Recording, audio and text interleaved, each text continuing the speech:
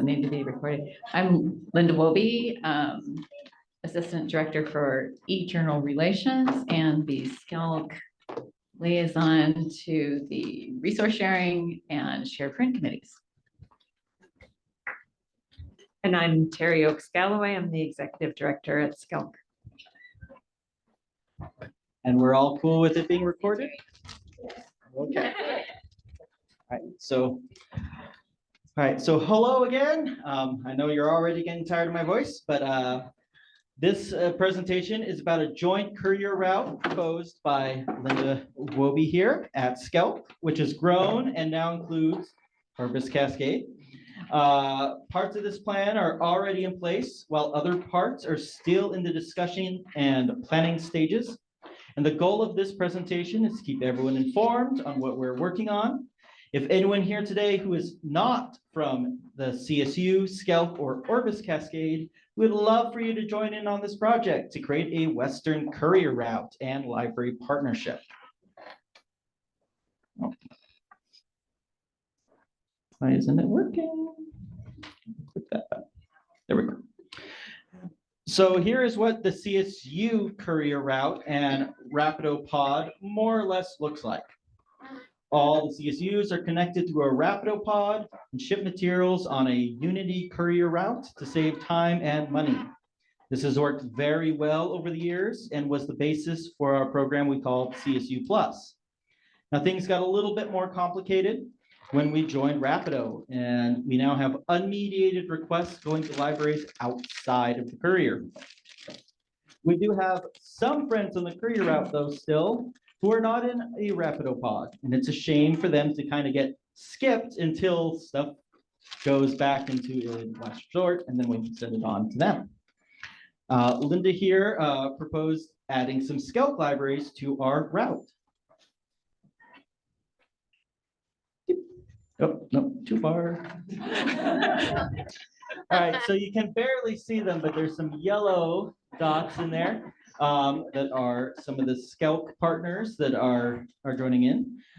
We agreed it would be great to partner with SCELC, especially if they could be in a Rapido pod. St. Mary's here joined, and a few more SCELC libraries are in the process of joining the route.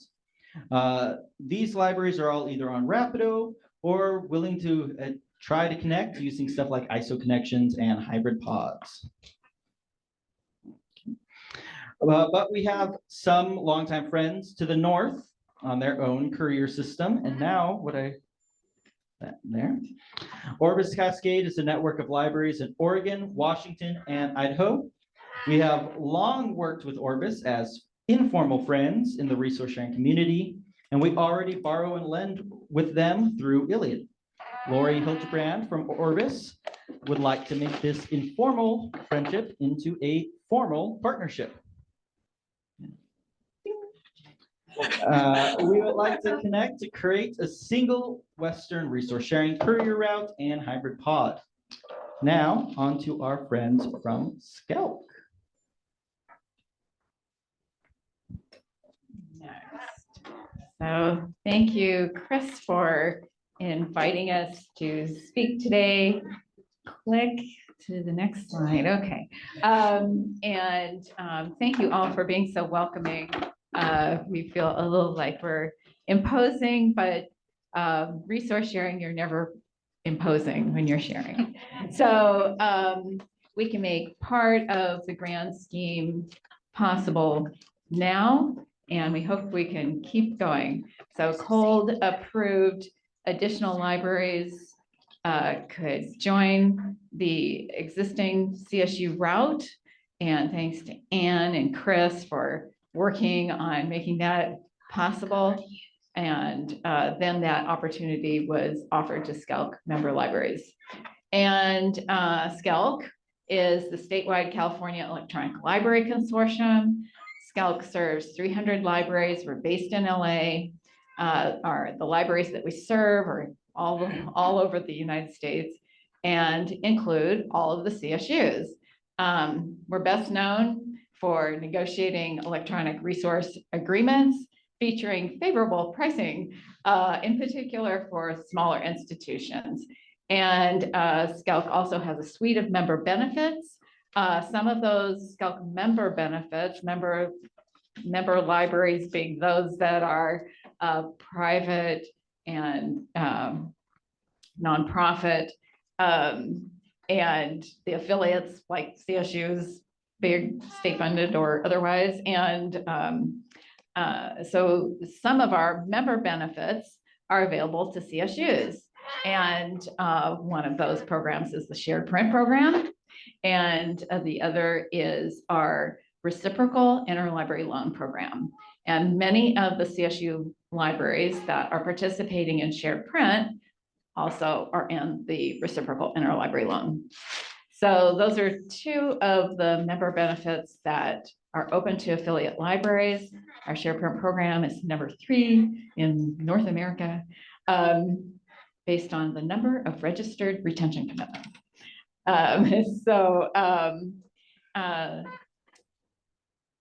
The SCELC library pioneers, including St. Mary's, which are now on the CSU courier route, also include Pepperdine.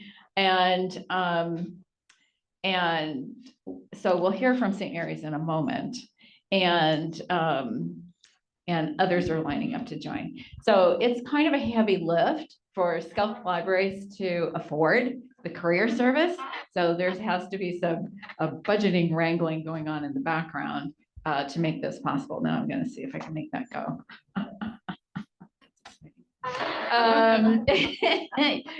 You'll know if you stand up here how exciting that is. As Chris described, you're hoping these libraries are the first of many to recovering what has been lost from that wonderful resource sharing partnership that the CSUs founded, Link Plus. After CSUs left, Link Plus continued to grow by leaps and bounds. Now has, but it's public libraries. So it now has, well, as close as I can tell, but 70 participants, and a whole bunch of libraries are listed as joining soon. But only 11 academic libraries, which is 16% of the total libraries in Link Plus right now. And way back in 2015, 67% of the 48 libraries in Link Plus were academic libraries. Of course, it was all CSUs. And in both eras, most of the academic libraries are SCELC libraries. So we've been your partners for a long time. And SCELC libraries miss you guys, and we hope you miss us too. SCELC libraries have unique materials to share. You may think of the SCELC libraries as the smaller cousins, but we've proven with shared print that every shared print participating library has unique material in their circulating collections that they're willing to share.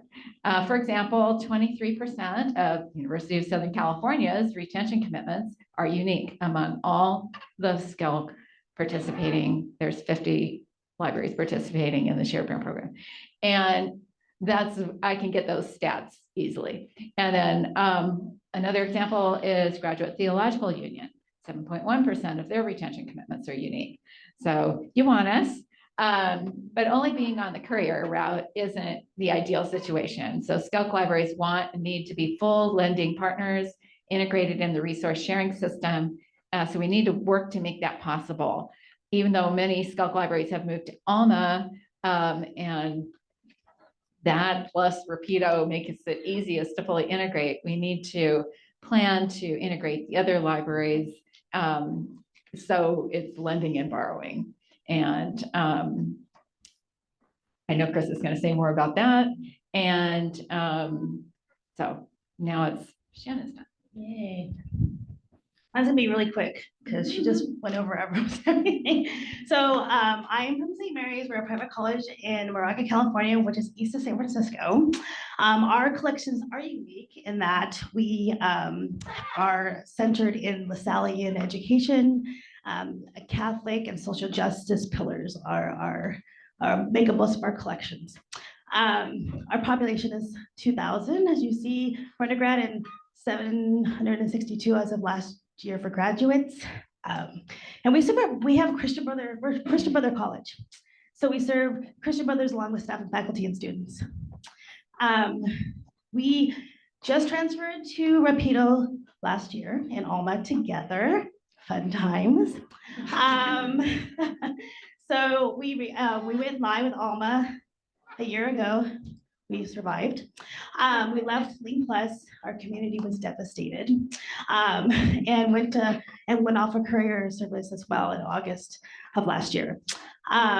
We went live with the Rapido in August 9th last year, and then we rejoined the courier in May, which was fantastic because the turnaround times is what our community missed with our current situation with the United Postal Service. So, which is why we're partnering. We're part of SCELC, and that's why we're partnering. I just want to say that thank you for partnering with us, and please ship us our stuff through the courier. We are getting lots of United Postal Service still. I don't know if you've seen some of our nice bookmarks that my staff have created to remind you we're on the list. And so please ship to us through Unity. And we are trying to get everybody on board for this courier service. So we talk about it to everybody. So all the non-CSUs, we're trying to go out and recruit to get a more robust resource sharing community. So thank you. Yeah, this is very. So thanks for having us here as guests. I'm here to kind of draw a finer point on the SCELC perspective and what we hope to accomplish. The first note here is dream big. I spent about 20 years in Louisiana before I came to California. A much smaller geographic footprint, obviously, but we had solved a bit of the issue of connecting the public, the private, the academic collections across the state. So we hope we're pleased with the addition of our campuses being able to add on to the route, but I think we can all recognize that it's a re-envisioning of the route across the state to connect all of the partners is really what we're hoping to do to dream big. Looking at opportunities for state support, having those conversations with the state librarian and thinking through the technology. As Linda mentioned, we are not a unified ILS or LSP project within the SCELC community, nor are the public libraries. So from a setup and technology standpoint, there's a huge need here for us to have folks who know the inner workings of the systems. I'm not a resource sharing librarian. I've been a systems librarian, but I've learned and still have a list of acronyms I need to learn about the work that you all do together. So we're going to hear from Orbis too. The concept is not just California, it's West Coast. I think this is, in this day and age, something that we can accomplish together. And later today, we're going to do the World Cafe, and this is a really great opportunity for us to start that dreaming big. And I hope that you all who are on the ground doing the work will become advocates as these conversations continue at the SCELC strategic level, at the CSU, the UC, the community colleges. We haven't mentioned them. We all have really excellent, unique collections that we just want to share with one another. So I'll turn it over to Orbis. Lori.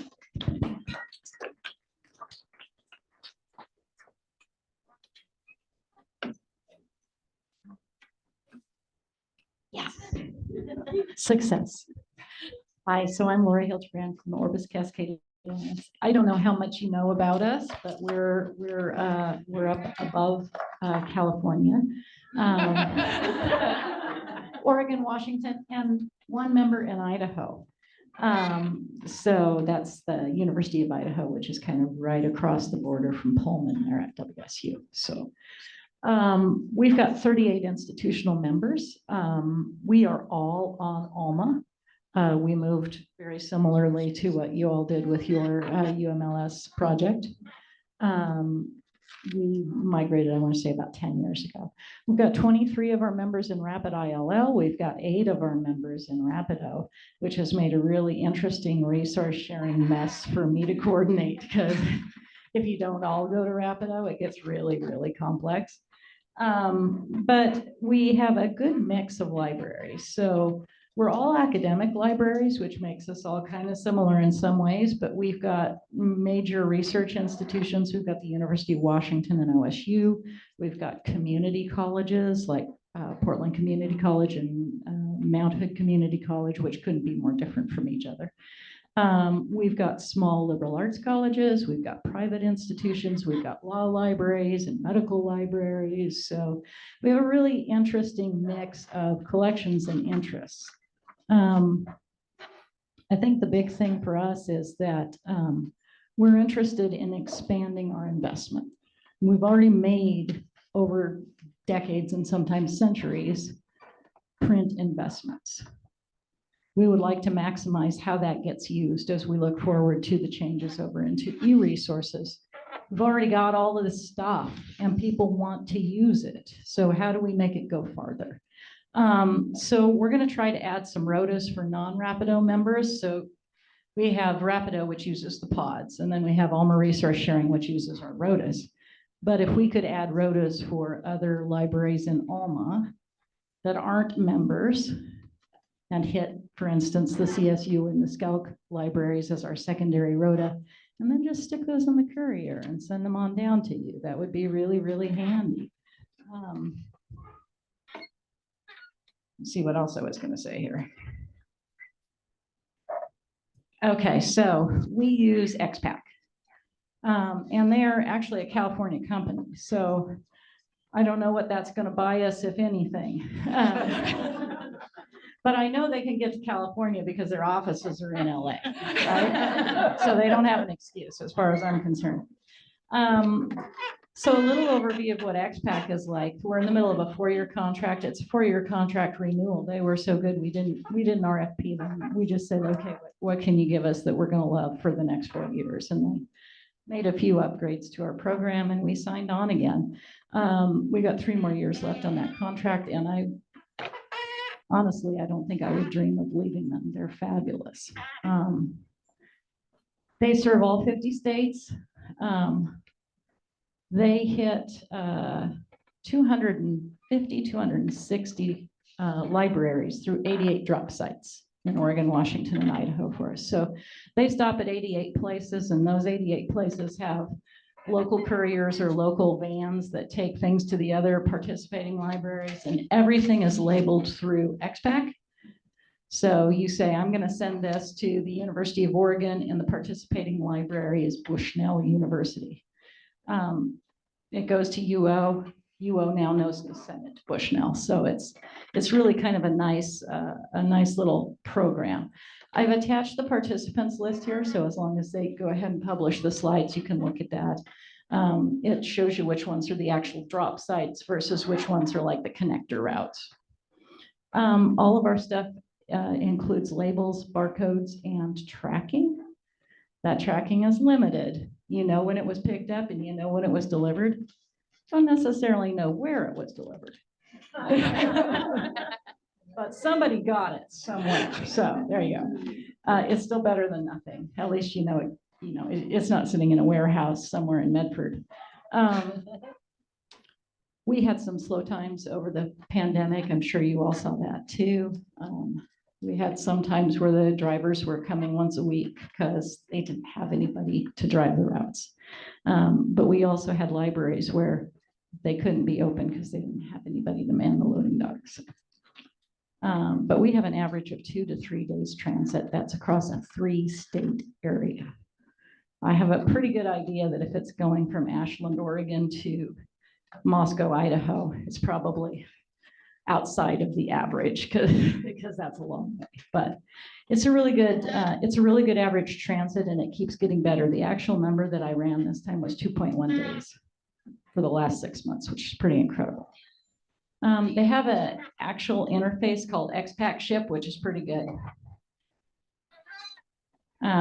You actually go in, it shows where you're mailing it from. It shows the delivery stop. You just pull it right up at a drop-down menu and you add your labels. Everything goes pretty easy.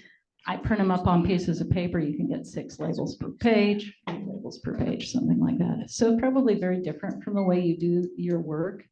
But the idea being is if we could use the same software, even if we're running it across 2 courier systems, it might make it for real easy interoperation. I spoke with the XPack folks yesterday. And they were supposed to send me an email this morning, but they didn't do it. So I don't have an update, but I did talk to them yesterday. Not yesterday, it was Tuesday. I was traveling yesterday. And they said that they would talk to their Unity partners and find out what they thought about the idea of adopting XPack Ship, which is just basically a web interface. I don't know. Apparently they know each other. Because they kept saying, oh yeah, those guys are great. So I think they have a kind of a historic working relationship. So I had no idea. I was just on it like, we need to talk about California. So we'll see what comes out of that. Where we're going. I've been calling this project California Dreaming from the beginning. And it actually resonated with some people because they thought it was really fun. We've run a few shipping cost and delivery time kind of scenarios. I know you know what's happening with the carriers right now. USPS, it's less about the prices going up and more about the delivery times going down. FedEx and UPS, it's both. Prices are going up and the delivery times are getting longer, so it's not great. I love the idea of USPS and continuing to give them the service and the money, but nobody wants to wait 2 weeks for their book. They just don't. And as you know, the other major carriers, you can often get in 3 to 5 days, but you're going to pay twice as much money for it. So those are your options. We estimated from our shipping totals that we're sending about 3,500 to 4,500 packages to California in a year.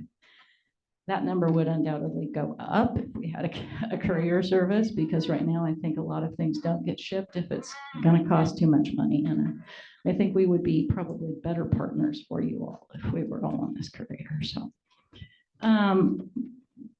my idea is that we want to build a route from Bellingham, Washington, which is, you can touch Canada from there, all the way down to San Diego, where you can almost touch Mexico, right? There's some discussion about the best way to do this. Do we connect routes? I've been calling it to everybody else a hostage swap. We'll bring your books to Humboldt, and you'll bring our books to Medford or to Ashland, and we'll just relabel everything and get it on its way. That's something that could work. It would require labor. So, you know, if we end up deciding that's the answer, we're going to have to come up with a little bit of funding for either student employees or some kind of extra staffing and storage for that. Because I'm going to imagine it's going to be volume. I mean, I don't think this is going to be just a few books here and there.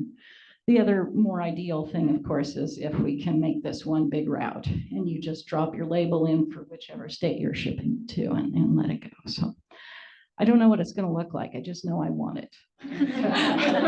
So, and that's a good place to start, right? If you know it's something that you care about and something you want, we can worry about the details once we find out we're all kind of united in that. So, and that is me. And I think this goes back to Chris at this point.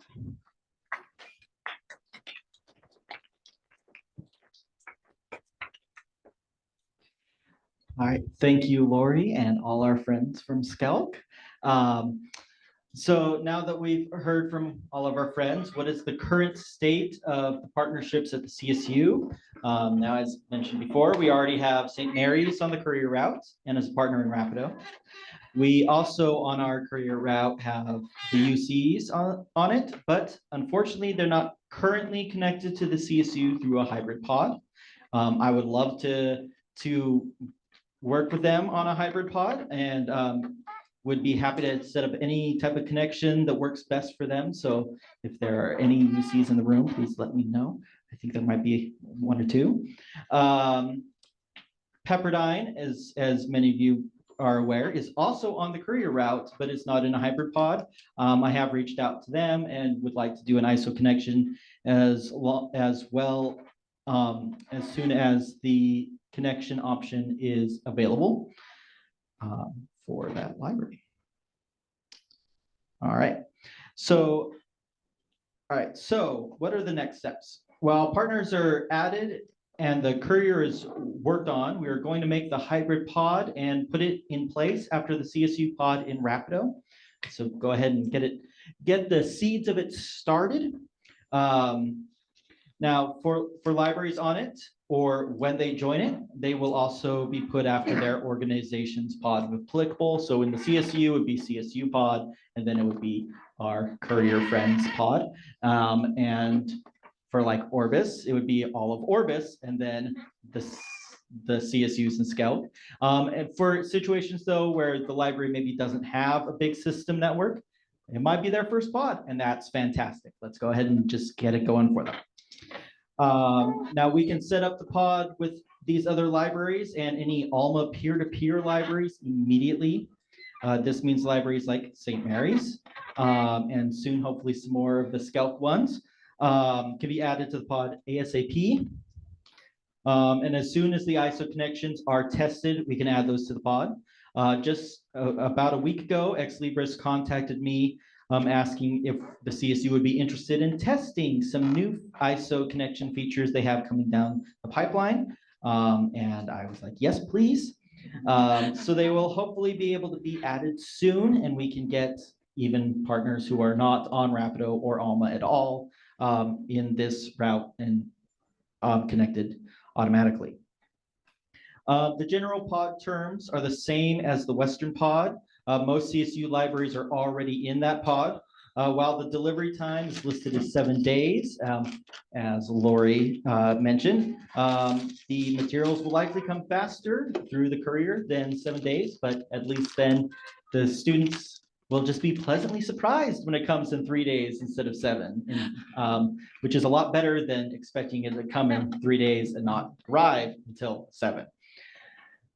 All right. So I said we're making a hybrid pod, but what is a hybrid pod? In short, it is a group or pod of libraries both in Rapido and outside Rapido. For the Rapido libraries, this means the requests will appear in Rapido like any other Rapido request. There won't be any change in workflow with these items. You'll just see them and process them like normal. We'll also get the benefits of Rapido, such as real-time availability information appearing in Primo, at least when it's another Rapido or Alma library. As I have not tested the ISO connections to Iliad and to PASA, I cannot speak to how the real-time availability will work with them. It would be awesome if it does work, but it'd still work if it doesn't work. It's still at least, hey, get in the book. Now for our non-Rapido partners, they will be able to borrow and lend from us while using their system of choice with the benefits inherent in that system. It does look like there are some configurations needed to set this up, but I am more than happy to help those libraries with those configurations in any way I can. Even if I don't already know the configuration, I'm happy to work on figuring it out and working with them and working with Ex Libris on that. Now, as with any pod, hybrid pods are set up by Ex Libris. I will ask them to make this pod as soon as we have a name for the pod, and we can start. And then we can start.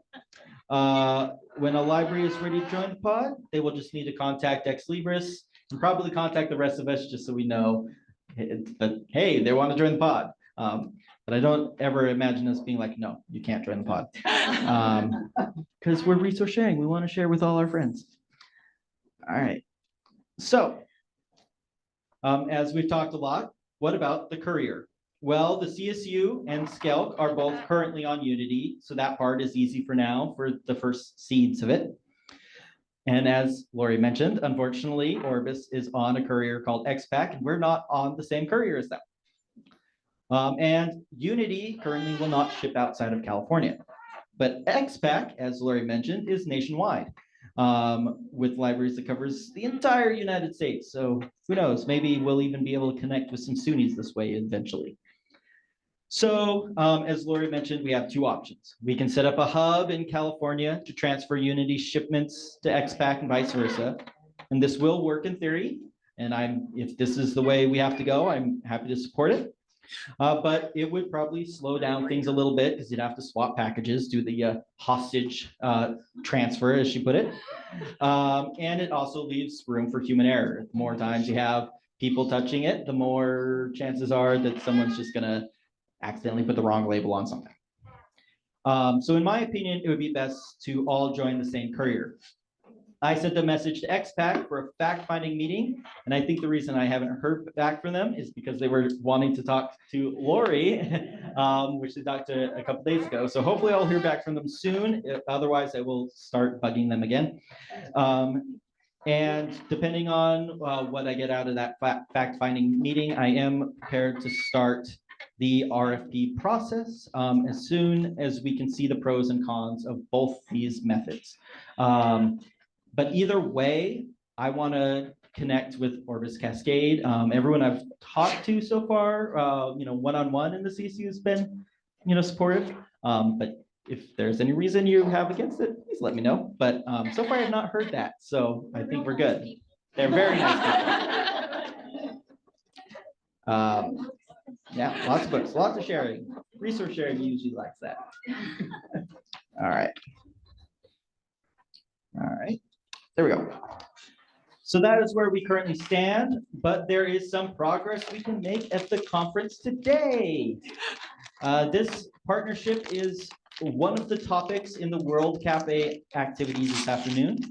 During the World Cafe, we'd like input on the name and some ideas for logos for the pod and route. You can even draw your own ideas for logos at that time as well. We can develop guidelines and workflow ideas and have that as part of the discussion.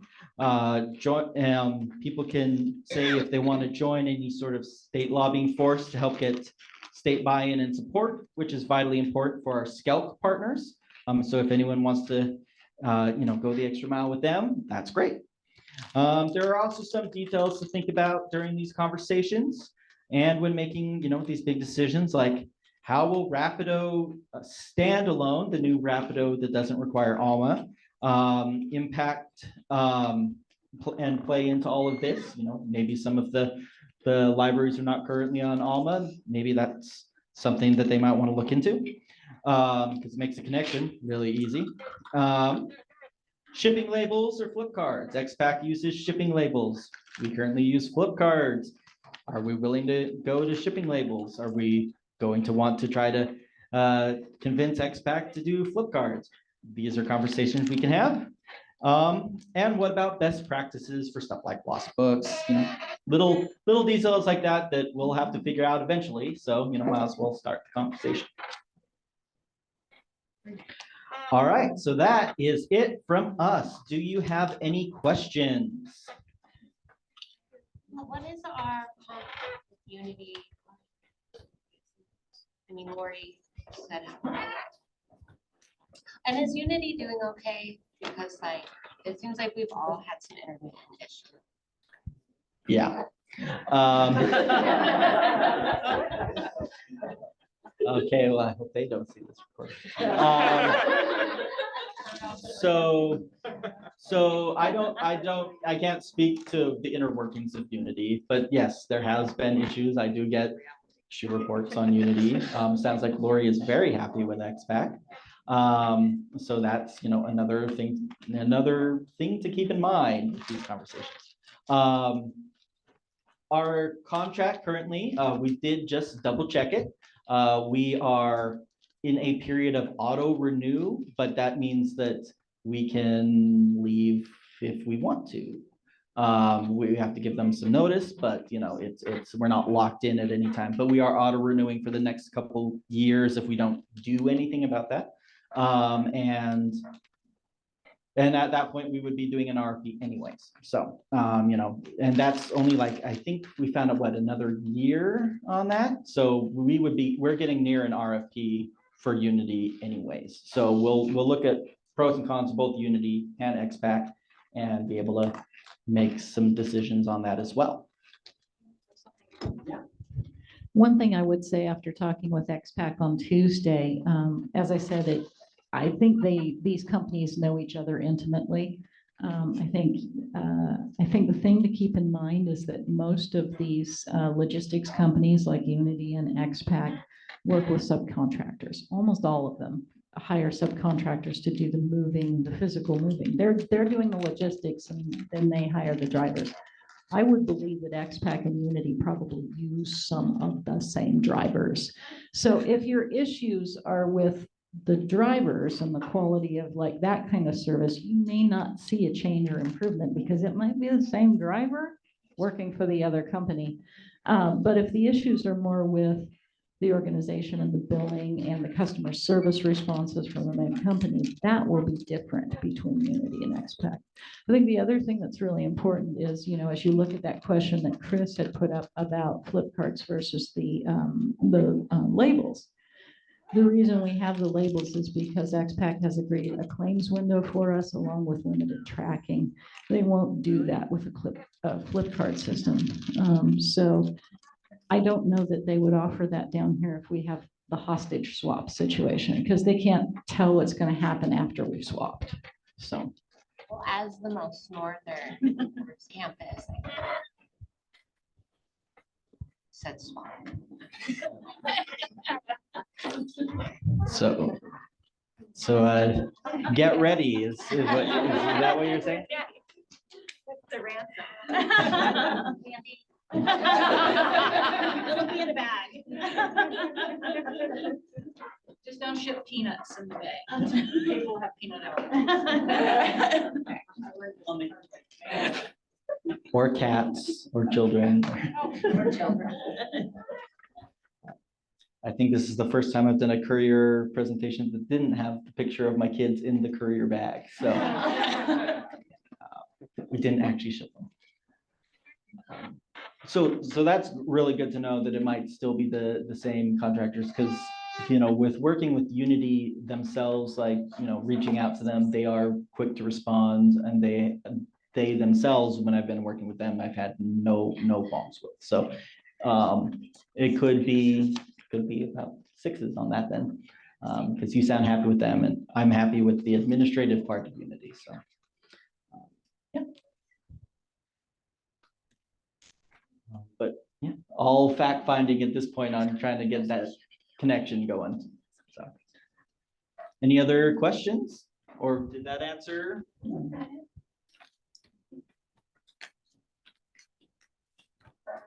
Any comments you all want? We're excited. All right. And excitable.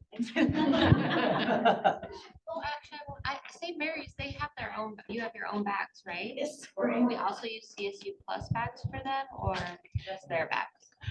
You can use CSU plus bags. They know all about our flip cards.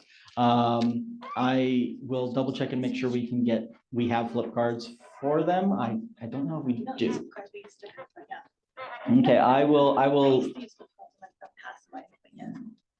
I'll reach out to Unity and see if we can get their flip card so we can easily use the CSU Plus bags. I did put in the most recent update that I'm in the process of putting out of the pull slips, putting their logo instead of the shipping label, so that especially for libraries whose the shipping people are different than the resource sharing people. It's a nice visual cue that, oh, this goes through Unity because we don't even have a shipping label to send through the USPS. I hope to get those in the next week up at all the libraries, so that we will get less shipped to St. Mary's through USPS. There'll be more emails from you. Yeah. So look forward to that. David. Lori, you have 8 institutions on Rapido. Any thoughts of adding more or any institutions? So we, we're a really mixed consortia. And so along with that mix comes very different levels of budget and investment. And we did have a very generous kind of all-in offer for Rapido, and we did have a lot of interest, but not a lot of money available. Our members have to pay for those things because it's we offered to look at it as an all-in, and we just had deans and directors that said, I can't afford to have my costs go up.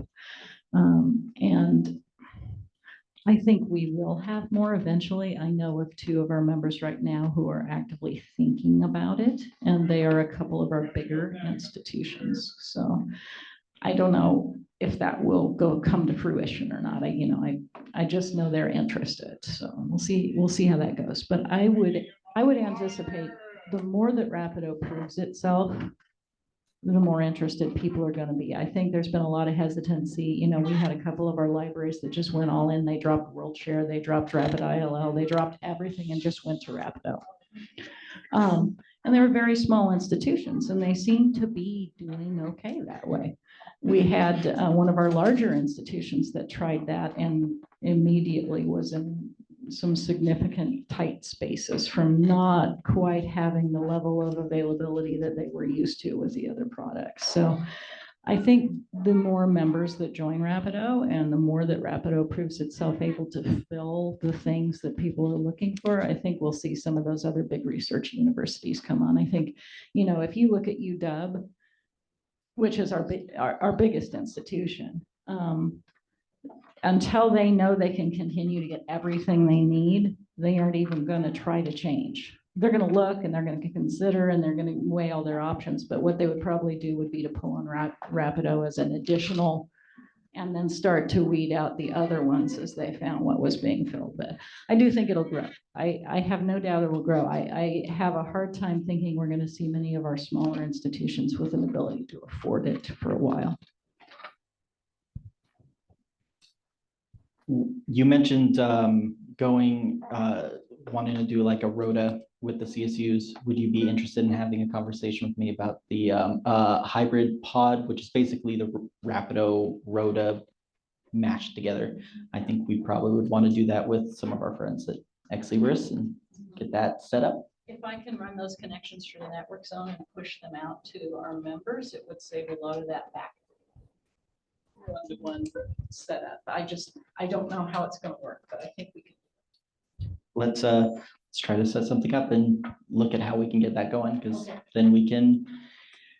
I mean, it's so even in cases where that even when you're not on the courier, those ones yet, I think it's safe to say we'd rather send it to you before we be sending it to partners on the other end of the country, because the cost might be a little bit better. So yeah. And there's also, And they'll be faster. yeah, there's an additional plus to that, which is because we're all on Alma, if we set up that hybrid pod, hybrid rota, we'll be able to see each other's holdings, which is something that you're having to go in and search around for now, and it would just automatically search it for you.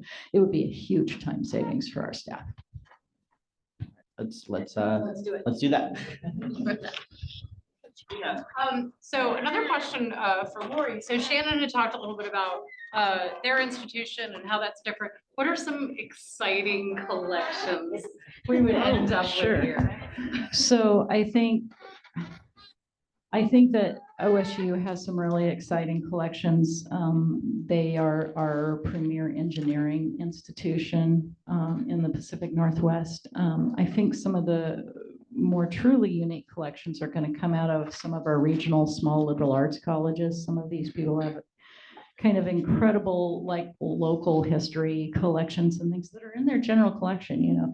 Obviously they have their special collection stuff set off to the side, but you can get a lot of like Old West history stuff that is kind of hard to get a hold of. We also have a great collection of various religious colleges and religious institutions. We have, I'm going to say 7 law libraries, but I might be wrong about that. It's either 5 or 7, and of course, I'm not going to be able to think of it right now because I'm really nervous. And they're sharing. I mean, you know, our special libraries have different retention and different availability commitments to their local populations, but the print is getting much less restricted than it used to be because so many of the newer resources are online. So they're starting to lend some of their older print resources that have been very, very hard for people to get. So that's kind of a big boon. We've got a couple of medical libraries, which is very nice. Again, there's a lot of restrictions there. We have 2 premier marine institutions. OSU's Hatfield Marine Science Center has some of the best coastal and marine research collections that you can imagine. And it's a fun library because when you come in, they have a giant tank of the rescued octopus. And that, you know, they don't keep creatures, they keep creatures to help them because they've been injured. But you go in and there's these, you know, these animals that they're kind of rehabilitating in the tanks, and you can watch the octopus swim by. It's just a lot of fun. So there's a lot of really good things there. Thank you. That's awesome. Lots of good collections. Any other questions for Lori, Scout people? I was gonna ask if you're gonna go into more depth about how these hybrid pods work. Because you kind of just touched on them a few times and you mentioned them, but like how do they work, if that's gonna happen? Yeah, so I touch on them a little bit, but and some other stuff, but I can really quick go into it right here. So as you see here, we've got the way the hybrid pod works is they configure for Rapido. It's really easy. We just tell Ex Libris, hey, we're doing this hybrid pod, and they're configuring the Rapido partners and their Alma peer-to-peer or their ISO connection, and then we just kind of get it. At least that's the experience we've had so far for the libraries that have tried some hybrid pod work with the SUNY libraries already. We've got a bunch of libraries already doing some hybrid pods there. And they just kind of work as another pod. So from a workflow perspective, pretty much no change on the day-to-day. It's some mildly different configurations for the Rapido partner. It's more some more configurations for the non-Rapido partner, but hopefully they feel like it's worth it. Hopefully we can do it centrally. Yeah, well, we did Rhoda stuff centrally before, and from what I've looked at with working with SUNY, for the partners who are not on Rapido, if they're on Alma peer-to-peer, for them it acts just like the Rhoda system did, which is what we did with CSU Plus. That's the Alma peer-to-peer with the Rhodas.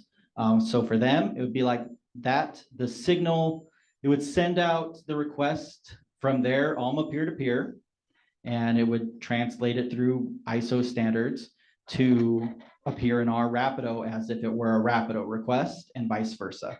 So we send out the request out in Rapido, but it pops up in their system as whatever kind of request is in their system.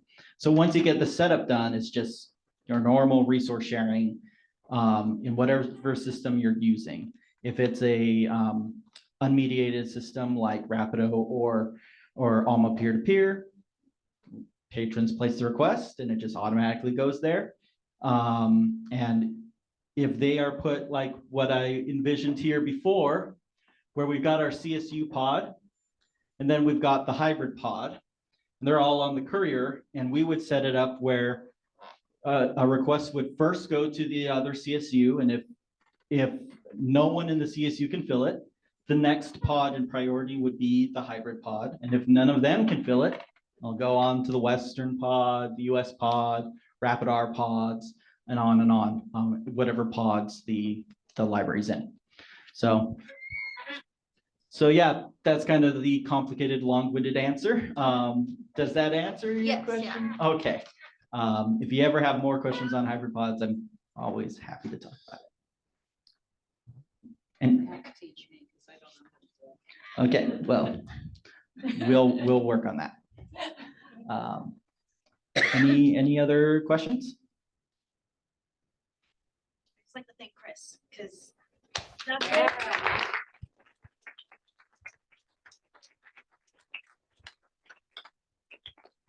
Well, I would like to thank you guys for being the first to jump on and volunteer, and I'd like to thank Lori for having this idea and kind of just coming up to us and saying, "Hey, I have this idea. Let's do that." With Linda there from SCELC, she just came up to us one day and was like, "Hey, do that." And Lori came up to me at Illuna and it's like, "Hey, how can we get Orbis?" And they're like, "We're working on with this thing with SCELC. Let's all work together." So. Everyone in this group has been great and has been doing a lot of work on that.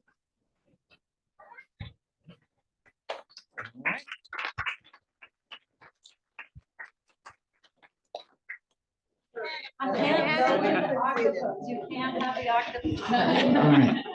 So we've got, let's stop the recording, but we've got a few minutes before lunch. I'll check and see if the